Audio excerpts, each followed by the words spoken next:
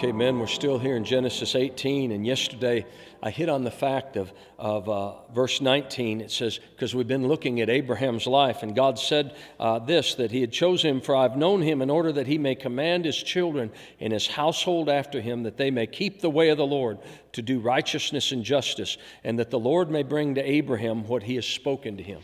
One of the reasons, and maybe even one of the things that promised of Abraham seeing everything that God had spoken to him, was the fact that he commanded his children. He trained his children. You know, Proverbs 22 verse 6 says, train up a child in the way he should go, so that when he's old, he won't depart from it. Men, our responsibility, and as much as our wives may play a role in that, and I'm not trying to belittle the wives, but yet the main responsibility for commanding and directing our children is with us as men. And not only did I demand that they go to church, there'd be times they'd come home and say, Dad, I got a test. Can I stay home from church? And I'd say, how long have you known you've had this test? Well, 3 or 4 days. Well, why didn't you study before now? We're going to church.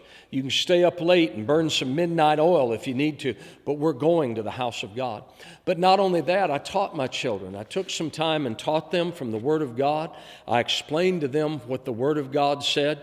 I would take some time. I even taught my children to pray. I would pray with them and let them pray and me listen to them pray. And I would teach them how to pray. I would teach them how to worship. Sometimes one of the most powerful things to see, like in my church, is see men at the altar with their children and teaching their children how to worship.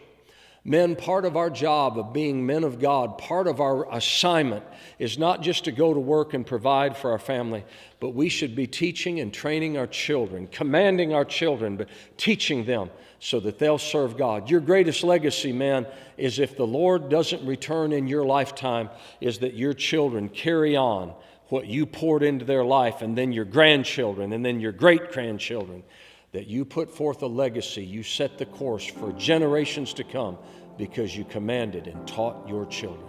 So get in the game and teach your kids how to serve God.